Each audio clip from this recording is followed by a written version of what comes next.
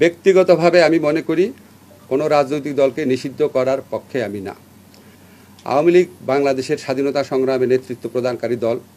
বিভিন্ন গণতান্ত্রিক সংগ্রামে এই দলটার অবদান ছিল। গতকালকে ডক্টর আসিফ নজরুল স্যারের বক্তব্যটার পর সোশ্যাল মিডিয়া প্ল্যাটফর্মে যারা এতদিন যাবৎ আওয়ামী লীগ নিয়ে সমালোচনা করতেন অথবা কি বলা হয় যে ডক্টর আসিফ নজরুলকে খুব কাছের মিত্র, বিশ্বস্ত ভাবতেন, ইভেন প্রিয় দর্শক, স্ক্রিনে থাকা ভিডিওটা ইতিমধ্যে আপনারা দেখতে পেরেছেন। ভিডিওটা আজকের খুবই গুরুত্বপূর্ণ, খুবই ইম্পর্টেন্ট একটা ভিডিও। প্রিয় দর্শক, বাংলাদেশের সার্বিক বর্তমান পরিস্থিতি নিয়ে খবরাখবর জানতে নয়ন দেশ পর্যন্ত চোখ রাখবেন। আমরা কথা না বাড়ে সরাসরি ভিডিও স্ক্রিনে চলে যাই। আমরা সম্পূর্ণ ভিডিওটা ফার্স্ট টু লাস্ট দেখব এবং একটা সুন্দর একটা কমেন্টস করব এবং ভিডিওটা শেয়ার করে দিব। সরাসরি আমরা স্ক্রিনে চলে যাই। আপনি দেখেছেন আমাদের অ্যাটর্নি জেনারেল অফিস থেকে যখন আওয়ামী লীগকে নিষিদ্ধ করা একটা দাবি উঠেছে হাইকোর্টে, সেই অফিস থেকে এটার প্রতিবাদ করা হয়েছে, এটার বিপক্ষে দাঁড়িয়েছে। ব্যক্তিগতভাবে আমি মনে করি কোনো রাজনৈতিক দলকে নিষিদ্ধ করার পক্ষে আমি না, আনলেস আপনার যদি একদম সুশক্তভাবে জঙ্গি তৎপরতা, রাষ্ট্রবিরোধী তৎপরতা, কোট আনকোট যে বিভিন্ন পলিটিক্যাল পার্টি রেটরিক হিসাবে ইউজ করে, সেটা না। সত্যিকার অর্থে সেরকম থাকলে তাও প্রচণ্ড সততার সাথে তদন্ত করে দেখে হয়তো এটা করা যেতে পারে। জেনারেল রুল হিসাবে আমাদের সংবিধানে সংগঠন করার স্বাধীনতা আছে। আওয়ামী লীগ বাংলাদেশের স্বাধীনতা সংগ্রামে নেতৃত্ব প্রদানকারী দল। বিভিন্ন গণতান্ত্রিক সংগ্রামে এই দলটার অবদান ছিল। গত 15 বছর তারা যা করেছে সেটা তাদের ঐতিহ্যের সাথে যায় না, সেটা মুক্তিযুদ্ধের চেতনার সাথে যায় না। তারা বাংলাদেশের ইতিহাসে বর্বরতম এক ফ্যাসিবাদ কায়েম করেছিল। এই কর্মকাণ্ডের জন্য ব্যক্তিগত দায় থাকতে পারে, লিডারদের সামষ্টিক দায় থাকতে পারে, বা দল হিসাবে, ব্যক্তিগতভাবে আমি বলছি, দল হিসাবে আওয়ামী লীগ নিষিদ্ধ করা দল হিসাবে মনে হয় না সমীচীন হবে।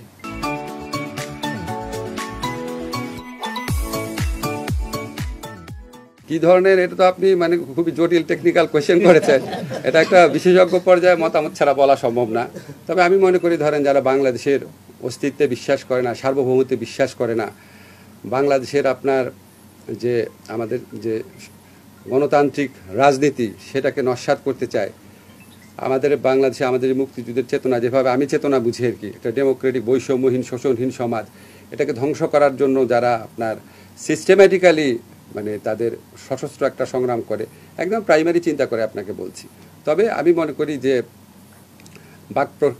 মতামত প্রকাশের স্বাধীনতা যত অবারিত রাখা যায় ততই ভালো। নির্বাচন কমিশনে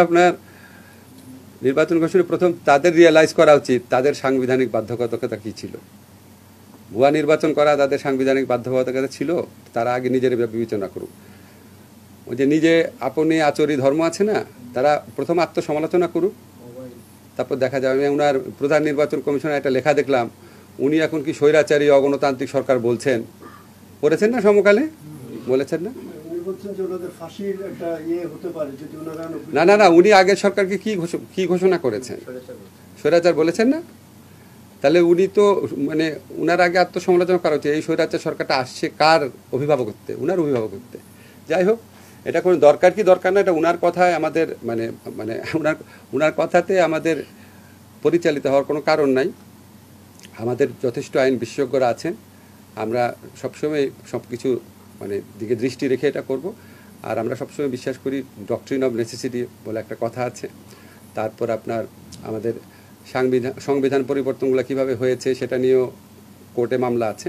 এখন এই বিষয়ে মতামত করার প্রথম বলি, আদালত চত্বরে যে হামলা হচ্ছে এটা কোনো অবস্থাতেই গ্রহণযোগ্য না। আপনাদের কি মনে আছে, আপনাদের একজন অগ্রজ সাংবাদিক মাহমুদুর রহমান সাহেব, ওনাকে আদালতে কি নির্মমভাবে রক্তাক্ত করা হয়েছিল? তখন আপনারা সবাই কি প্রশ্নটা করেছিলেন? আপনাদের টিভি থেকে এই নিউজটা দেখাতে পেরেছিলেন? তো এই যে এই ধারাগুলা এবং একটা দলকে, একটা মন্ত্রিসভাকে, তার সাথে থাকা লোককে জনগণের শত্রুর পর্যায়ে নিয়ে আসা, এটা তো সাবেক সরকারের দায়ভার।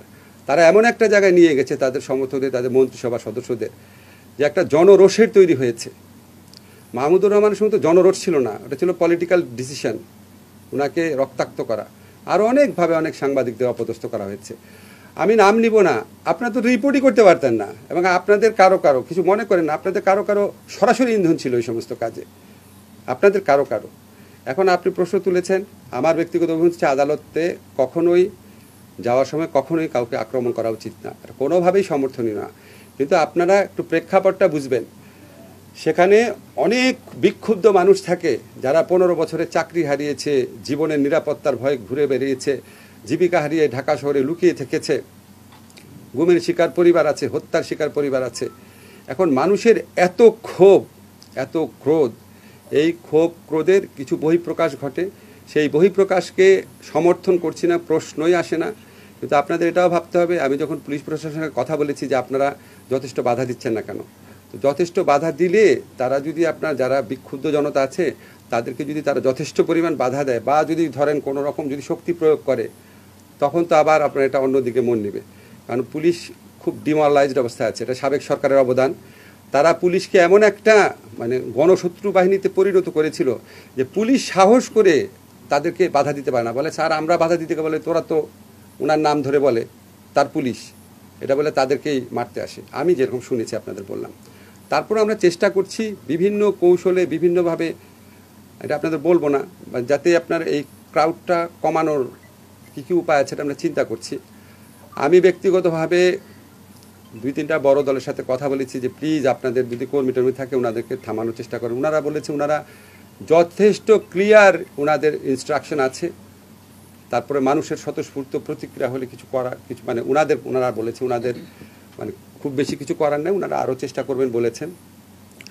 আর মামলার কথা যদি আপনারা বলেন যে এখানে আপনার ব্যক্তিগতভাবে কেউ যদি মামলা করে, ধরেন আপনার সন্তান মারা গেছে, ধরেন পুলিশের গুলিতে, আপনার সন্তান যদি পুলিশের গুলিতে মারা যায় আন্দোলন করতে গিয়ে, অনেকের সন্তান তো মারা গেছে, 1000 জন মানুষ মারা গেছে, তার মধ্যে অর্ধেকই তো আপনার মানে অর্ধেকেরই তো আপনার পিতা আছে, মানে ওই বয়সী ইয়েরা মারা গেছে, শিশু মারা গেছে।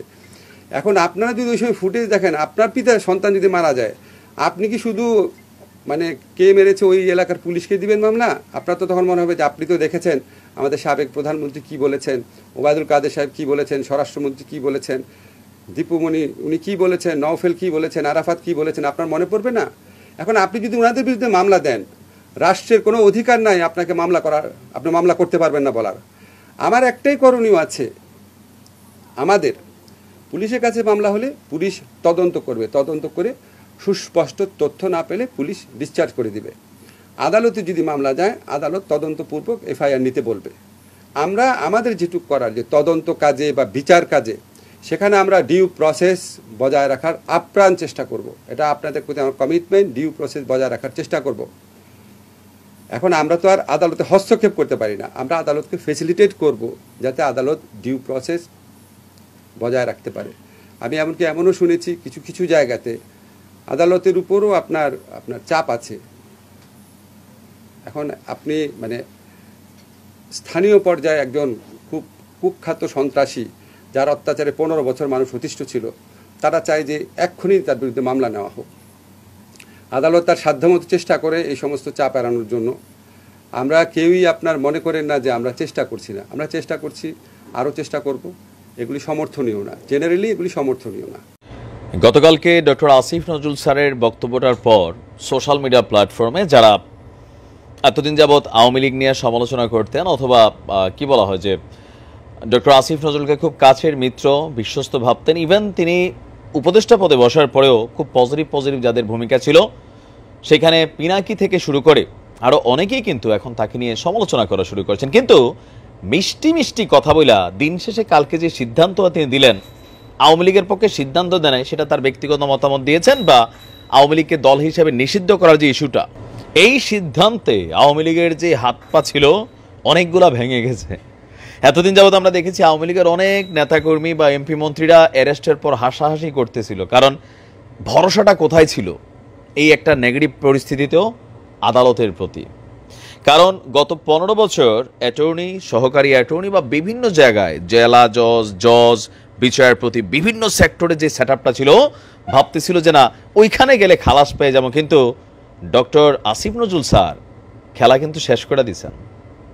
কি সিদ্ধান্ত নিয়েছে দেখেন, সুপ্রিম কোর্টের আমরা যদি দেখি, সুপ্রিম কোর্টের 66 আইনজীবীকে ডেপুটি অ্যাটর্নি জেনারেল এবং 161 আইনজীবীকে সহকারী অ্যাটর্নি জেনারেল পদে নিয়োগ দেওয়া হয়েছে। মানে একদিনে প্রায় 227 জনকে নিয়োগ দেওয়া হয়েছে। প্রশ্ন হলো আগের তারা কই? এবার আসেন, আইন মন্ত্রণালয়ের সলিসিটর অনুবিভাগ গতকালকে পৃথক প্রজ্ঞাপন করেছে। প্রজ্ঞাপনে 13ই আগস্টের আগে, মানে এই যে 13ই আগস্ট গেল, 13ই আগস্টের আগে নিয়োগপ্রাপ্ত সব ডেপুটি অ্যাটর্নি জেনারেল এবং এর পূর্বের সব সহকারী অ্যাটর্নি জেনারেল যারা ছিল তাদের নিয়োগ বাতিল করে দেওয়া হয়েছে। এ নিয়ে অ্যাটর্নি জেনারেল সহ রাষ্ট্রের আইন কর্মকর্তার সংখ্যা 240।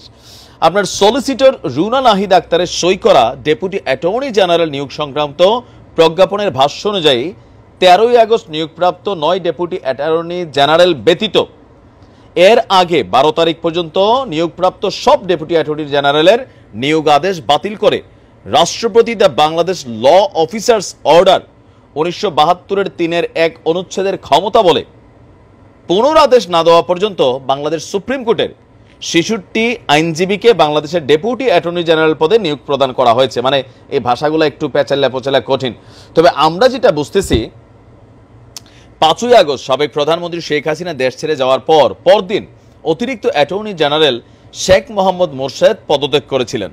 পরদিন দেশের 16তম attorney general M Amin Uddin পদত্যাগ করেছিল। সুপ্রিম কোর্টের জ্যেষ্ঠ আইনজীবী মোহাম্মদ আসাদুজ্জামানকে 8 আগস্ট অ্যাটর্নি জেনারেল হিসেবে নিয়োগ দেওয়া হয়। 13ই আগস্ট সুপ্রিম কোর্টের 3 আইনজীবী অতিরিক্ত অ্যাটর্নি জেনারেল হিসাবে এবং 9 আইনজীবীকে ডেপুটি জেনারেল হিসাবে আপনার নিয়োগ দেওয়া হয়েছিল। এর আগে বিগত সরকারের আমলে নিয়োগপ্রাপ্ত অতিরিক্ত attorney general, deputy attorney general অনেকে পদত্যাগ করেছিলেন, বাট যারা ছিলেন তাদেরকে এক ঠেলায় সাফ করে দেওয়া হয়েছে। এখন এটাতে কি ভূমিকা আসবে? অ্যাটর্নি জেনারেল, ডেপুটি অ্যাটর্নি তারা হচ্ছে রাষ্ট্রপক্ষ, বোঝেন তো? ধরেন রাষ্ট্রবাদী যে মামলাগুলা রাষ্ট্রপক্ষ। এখন ধরেন একজন দুর্নীতিবাজ এসালম, কথার কথা, বা ওবায়দুল কাদের, বা ধরেন যে কোনো একজন ব্যাংক লুটেরা বা একটা রাষ্ট্রীয় মামলার মতন একটা কাহিনীতে আটকায় গেছে। এখন তার আইনজীবী এসে আদালতে জামিন চাচ্ছে, তাকে ডিফিট করবে কে? এই রাষ্ট্রীয় আইনজীবী যারা আছে, মানে attorney general, deputy attorney general বা সহকারী অ্যাটর্নি জেনারেল যারা আছেন, তারা কিন্তু রাষ্ট্রের পক্ষে, সরকারের পক্ষে মামলাটা লড়ে। বুঝতে পারছেন সিস্টেমটা কোন জায়গায় আটকেছে? তো যারা গ্রেপ্তার হচ্ছে তাদের মধ্যে এতদিন ওই যে রিমান্ডে হাসাহাসি করা, তারপর চিকেন টিকেন খাইয়া মনে করতেছে যে বের হয়ে যেতে পারে, তাদের জন্য কিন্তু সব আউলাই গেল। আর এই কাজটা কে করলো? আইন মন্ত্রণালয়ের দায়িত্ব কার? ডক্টর আসিফ নজরুলের।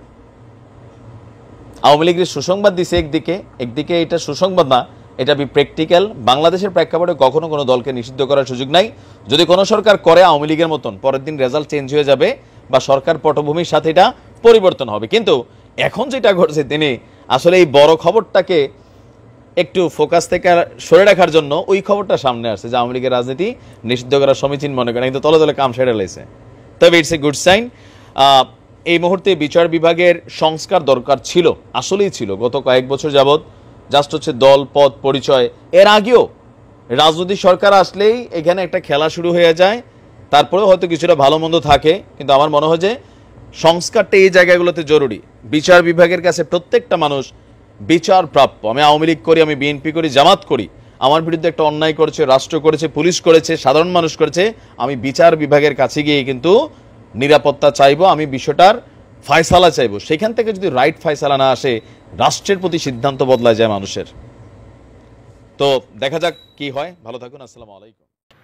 প্রিয় দর্শক, স্ক্রিনে থাকা ভিডিওটা ইতিমধ্যে আপনারা দেখতে পেরেছেন। ভিডিওটা খুবই গুরুত্বপূর্ণ, খুবই ইম্পর্টেন্ট ছিল।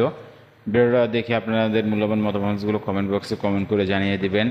আসিফ নজরুল স্যারের সম্পর্কে যদি কোনো মতামত থাকে সেটা কমেন্টস করে জানিয়ে দেবেন। ভালো থাকবেন, সুস্থ থাকবেন, নিত্য নতুন খবর জানতে নয়ন তাস মিডিয়াতে চোখ রাখবেন। এই বলে এখান থেকে বিদায় নিয়ে নিচ্ছি। আল্লাহ হাফেজ।